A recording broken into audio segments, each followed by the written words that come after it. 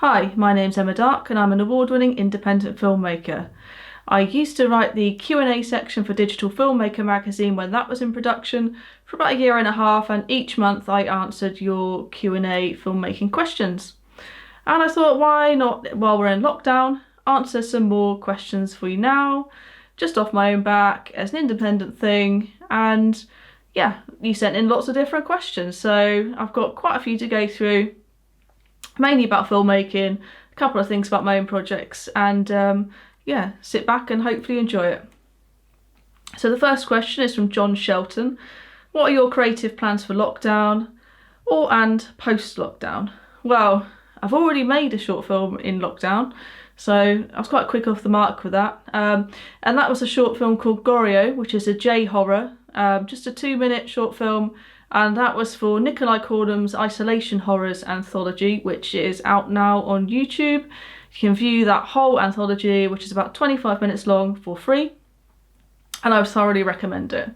It's a classy but horror-filled take on our current lockdown situation. My film took about 12.5 days to shoot, which is quite a long time for a 2-minute film. But it involved a lot of graphics, animation, post-edit animation, and yeah, you'll see when you watch it. But yeah, give it a watch. I definitely recommend the anthology. The second question is from Jason Juter. How do you feel about filmmaking with the latest phone cameras? Could you see using them exclusively going forwards? Well, actually I did film Gorio with a mobile phone, and that was part of the remit. And that was an iPhone 10, iPhone XS. And yeah, it came out pretty good. I don't think it would be as good as my Sony A7S Mark II or any other piece of professional equipment, but if you're doing something that's quite restricted or you need to shoot quickly by yourself, I would definitely say go for it. The results were better than I thought they'd be. They're quite grainy, I think that's to be expected, but all in all, if you're looking at it on the web, it looks pretty good. And yes, I would definitely shoot more mobile films, probably not festival films, but if we're talking about things I'm doing myself, it's kind of things between festival films, I don't see why not. I definitely would. Question from Scott. How many published films have you made over the last 10 years? It depends what you mean by published, Scott. Do you mean published to the web or festival films or DVD films, whatever? I've got a bunch of stuff on my YouTube and Vimeo channels. There are different things on both channels, and actually there's a little bit more on my Vimeo channel. That's got more of the art house stuff and like camera test pieces and all kinds of things on there. If we're talking about festival films, I've made 2 festival films, just purely because it takes a long time to make them. I do like to make things to a high production value, and that takes time. So yeah, 2 festival films, and both of those are going to be on DVD. Season Night is already on DVD, and Salient -10 will be coming out on DVD at the end of this month, i.e. May. The next question is from Christopher Walker. How do you attract people to be involved in your productions when there's little or no money available to them? Yeah, this is an age-old problem for independent film. Again, budgets are very small. It's difficult to attract people. You know, you'd be unlikely to get a Hollywood actor to come on board, a A-lister to your project. I'm not saying it's not doable. I'm sure Hollywood actors have done short films for friends. But yeah, attracting people, I think it mainly comes down to the content you put out and your passion for the project. Are you going to make a high production value film? Is it going to be something that's going to look good in people's portfolios? Will they enjoy being part of the production? Those sort of things. I think probably, Christopher, you probably need to ask the people on my films what attracted them, but I think it's probably the fact that they're going to go on to production where I care about making the film as best as it can be and treating everybody with respect and having a professional environment. So next question is from Brian Hill. You've tackled horror and sci-fi. Is there a genre you'd like to sink your teeth into next? Well, Brian, it would definitely be rom-coms. No, we're not going to be doing any rom-coms. I think basically, I mean, I have done art house short films. I do like art house. It's quite hard to push art house at the film festivals and get your general horror audience engaged with an art house horror. I do like them though, and I would like to do more art house. In terms of other genres, probably fantasy, I think. But again, for a fantasy film, you do need quite a high budget and yeah, a lot of things going on. So we'll see. I mean, I like horror and I like sci-fi. I'll probably stick with those for now. The next question is from Paul Catrulia. What was your favourite sci-fi franchise growing up, and what's your favourite sci-fi franchise now? Well, definitely Star Trek growing up, definitely. I was watching that from the age of 2, so yes, I am that super geek. I named my first soft toy after a character in Star Trek, Scotty. Yeah, I love Star Trek, and I do like the new Discovery series as well. Franchises, not so sure. Stranger Things, I guess you could call a franchise, as we're on season 3 going on to season 4, I guess. In terms of sci-fi programs, check out Dark, which is a German sci-fi program, and that is really, really, really good. I would definitely recommend that. A question from Devon Christopher. How do you get financing for your movies? Well, it comes down to crowdfunding. So I've crowdfunded both of my festival films to varying degrees. So the first one, I think, got maybe £1,500 crowdfunding, and the second one was about £4,500. And I did put additional money of my own into those films, and I'm not talking like £20 or £100, I'm talking thousands of pounds. So it can be an expensive business. Yeah, again, because I'm making quite high production value films. You could probably still do that with a smaller casting crew and a smaller budget. Take out, you know, things that are going to basically incur location costs, etc. You can do it. That's how I fund my films. This is why I make them intermittently as well, because I can't afford to spend thousands and thousands constantly on films. You know, hopefully going forwards, maybe I'll get in a private investor. Who knows? Who knows what will happen?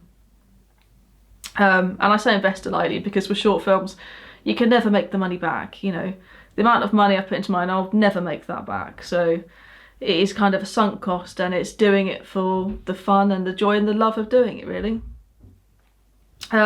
Next question is from Andy Walker. Hi Emma, is there a good or easy way to get grants to help with the cost of independent filmmaking? Yes, there are. There are grants out there. They're usually restricted to you being in a certain remit of whatever the grant is, what the specifications of that are. Sometimes it's for filmmakers under 25, for example. You know, there are different remits of things. The best thing is to have a good Google around, and also maybe look on a website like Raindance, because they have lots of good articles on there, and they'll probably have some on budgeting as well, and finding grants. The next question is from Stuart Green. Have you ever had an idea that you had to cut from one of your films due to not being able to find a way to shoot it to your satisfaction, due to budgetary constraints, or do you factor such things into your writing process? This is something you learn over time. So for Season Night, my first festival film, I didn't really think of these things, and you know, it did end up costing a little bit more, and there were reshoots involved, quite expensive locations at some points, etc, etc. So I think as you go on, you end up writing for the kind of budget you think you can actually raise. And yeah, I mean, there probably are things I've had to cut out, but that's more to do with location reshoots rather than actually cutting out the process. Hope that answers that question. The next question is from Ian Taylor. Is the glass ceiling just as hard to break through in low budget filmmaking, or harder? Or does the low budget and genre community have a more enlightened attitude to women in filmmaking? Okay, in terms of women in filmmaking, I mean, I obviously go off and make my own films. Nobody hires me to make those films. I budget them myself, etc, etc. So therefore I could probably make whatever I wanted to make. And in terms of getting an audience and getting out there, I think the film speaks for itself rather than who the director is or what their gender is. But in terms of breaking through a glass ceiling, yeah, it is a bit different. I mean, I've said this before in other kind of interviews and Q&As and stuff. I do find that I have male peers that are offered directorial roles. They're the same experience level as me, etc. And I find women are not necessarily offered those roles. Saying that, I've had some Hollywood interest in the past from talent agencies, so I don't know. We'll see what happens, but I think in general there's a little bit more trust placed in male filmmakers. Who knows why, but yeah. The next question is from Zane Hirschberger. In your opinion, what's the hardest part about the filmmaking process? Well, I think definitely it's twofold, and one is the budgeting side of things and raising that budget, and the second part is actually getting the film seen. So you've put all your hard work and effort in, everything looks great, your whole cast and crew have done an amazing job, but now you've got to get it into festivals, and once you've done your festival run, then you've got to get it out on the internet or DVD or wherever it's going to go, whatever distribution mechanism, and you've got to get it seen. And that is difficult. It is difficult to promote film. I promote all of my films and everything I'm involved in, and I know a lot of people think I do a good job of that, but it does take a lot of hard work. And also, I can send out a press release to hundreds of people, and if people don't like the film, they will not post up the press release. So again, it's about how good the film is as well as anything else. The next question is from Howard Gardner. If you could remake any existing feature film in your own style, which one do you think would most benefit from it? Well, there are a few, but I probably won't tell you what they are because I'm a bit sceptical about remakes. They can be done really, really well. Obviously, when we're talking about films like The Thing and the reimagining of Child's Play, the recent one, that was very, very, very good indeed. But there are a lot of remakes that people choose to remake popular films that were made very well in the first place, that, it's kind of pointless remaking them, and the filmmakers and production companies just get criticised, and the films themselves often don't live up to the original film. So yeah, remakes are a bit of a grey area for me, but sequels, I would definitely make a Child's Play sequel if anyone asked me to ever be involved with anything to do with Child's Play or Chucky, because Chucky's amazing and I have lots of Chucky dolls, and the new Chucky film was absolutely fantastic and I can't get the Buddy song out of my head. So the next question is from Kensington Gore's Gorefest, and that's, what's your favourite horror remake and why? Well, I kind of just covered that with Child's Play, and that's basically because, the original Child's Play is absolutely amazing. It is such a good film, and I was very sceptical about any kind of remake or reboot because, I just thought, where can you go with this? How can you improve on something that's already absolutely fantastic? But they chose a new angle, which is more of a kind of AI Black Mirror-esque angle, and I think it works and it fits in the rest of the series really well. And I was really taken by it, and the Buddy song, which I'm not going to sing, but yes, it was absolutely amazing and I 100% recommend that film. Next question is from Jonathan Wade. Was there a particular thing, movie, director, book, etc., that inspired you to want a career in filmmaking? Well, there's nothing in specific regards to filmmaking, but as a young child I watched Albert Pune's A Sword and the Sorcerer, which is a very dark fantasy film, but the opening sequence is pretty horror orientated. It's really, really good, and if you haven't seen it, you need to watch that. And I would say that was probably my first taste of horror visually in live action, and that's always inspired me. Those visions have always stayed with me from that film. And I was quite lucky to win the Albert Pune Inspiration Award at the Yellow Fever Independent Film Festival recently. And Albert Pune's a fantastic filmmaker and a lovely person, and so if we're saying anything, I would probably say The Sword and the Sorcerer was a thing that inspired me in terms of visual live action horror, and there is a link to obviously my current filmmaking with the award. So yeah. The next question is from David Cave. Given a decent sized budget, what actors would you choose to take the leads in your debut feature? Well, first of all, I have to say all the actors I've had in my films are absolutely fantastic, and I would definitely like to put them in my future films. If we're talking about having a Hollywood A-lister name secured to the film, because that's going to add production value or whatever, I would probably say Scarlett Johansson and Keanu Reeves. Now, Scarlett was absolutely fantastic and under the skin. Her performance, I can't imagine anybody else in that role. She was just so good. And I actually think, even though she is an A-list actress and very popular, she is a little bit underrated. She is capable of really serious acting performances, and I would love to have her in the film. And Keanu Reeves, I mean, who wouldn't want Keanu Reeves in their film? Again, he's fantastic. He is also man of the moment, and he can do no wrong. He is a brilliant actor with quite a large range as well, and I'd like to see him in some more serious roles. The next question is from Daniel Egan. Hi Emma, what's the scariest thing you filmed as an actress? Well, obviously I've been in a lot of horror productions, so those things themselves aren't scary to me. However, I was filming fairly recently on a beach, and we were using quite a large drone, and for some reason or another, I think the control pad slipped and the drone sailed straight towards my head and I had to duck. So that could have been a definite horror film moment. I don't think it would have chopped my head off, to be honest. It would have probably just left me quite embarrassed on the beach, really.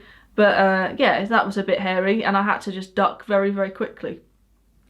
But yeah, these things happen, so you can look back and laugh on it. The next question is from David Gelmini. What's your favourite Star Wars movie? Well, my favourite Star Wars movie is A New Hope. Just because I think it's a nice, simple storyline. It's shot very nicely.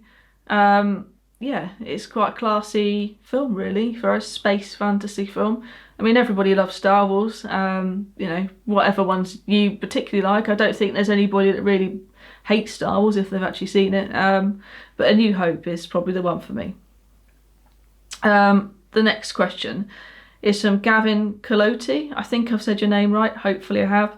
Hi Emma, what were Judy Matheson, Caroline Munro and David Barry like to work with on Frankula? Now, Frankula is a production by the Misty Moon Film Society, Stuart Morris and Jason Reed, co-production. Whether you know it or not, I mean, Judy Matheson was in Hammer films and lots of different TV shows. Caroline Munro's also been in Hammer films, Bond Girl, Maniac, the original Maniac. David Barry was basically Frankie Abbott in the Fen Street Gang in the 60s, which was a major TV programme. So all of these people, apart from being well-known and lovely people, were seasoned actors. And it was great to work with them because you really see, when somebody's worked for those amount of years, how quickly they can take to a role. And how professional they are, and you don't need many retakes or anything like that. And as I said, they were lovely people, so yeah, it was great. It was really good to work with them. The next question is from Darryl Smith. Does a writer have a place in independent filmmaking, or is creating a story in the hands of the director? I would say that depends. So with short films, usually there's a writer-director involved, as one person, and they're not usually getting in an external writer. But that doesn't always happen. I mean, my first film, Season Night, I've got Rick Humphries from America, who's a screenwriter, and he wrote the actual screenplay for the film. And often with feature films, the director may already have the story, but they'll get a screenwriter involved to write the screenplay. So yeah, there is a place, and it just depends on the director and the film involved. The next question is from Kim Lehman. What's the best way to submit a script and to have it read?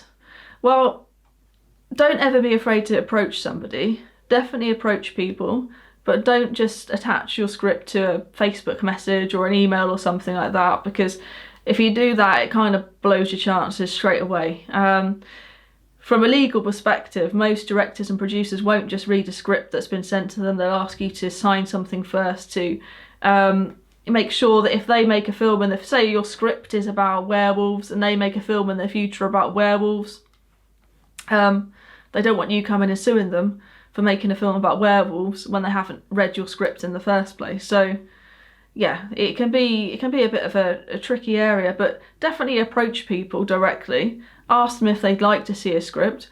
Also, bear in mind you are sending out your material, so make sure you've copyrighted that. And then there are other websites and apps you can put your script on. So my friend Rick uses a website called Inktip, and that's a professional website where he can upload his scripts and a production company can request to look at the script. You know, and he can decide whether they get to look at the script or not, and hopefully they'll look at it and arrange a call with him and chat about the script. So there are different ways to do it, and I think probably if you want to know more about that, I would say contact Rick Humphries directly. I'm sure he'd love to help you and offer his advice. The next question is from Andy Stamper. Other than intrinsic talent, how difficult is it to remain original and engaging in a genre so often copied and plagiarised almost to the point of copyright infringement?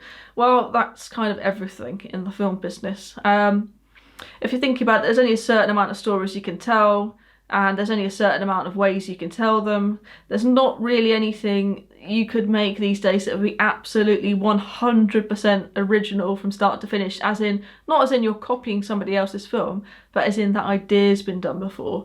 So it's quite difficult. All I can say is think of whatever you want to make and try and make it as original as possible. You can't check every single film that's ever been made. Yeah, just try and keep it as original as you can. Brian Allen says, I wonder about your creative process and your inspiration. Well, inspiration comes and goes, and you know, certain things inspire me at certain times, and those are the points in time I might start, you know, putting ideas together. Usually what happens is I have kind of images that come into my head, very brief scenes, and I write those down or I draw them, and then basically I just build up all these notes, and eventually I'll put those into a story, and I'll go through that story a few different times, chopping and changing things, and eventually I work that into a script and take it from there.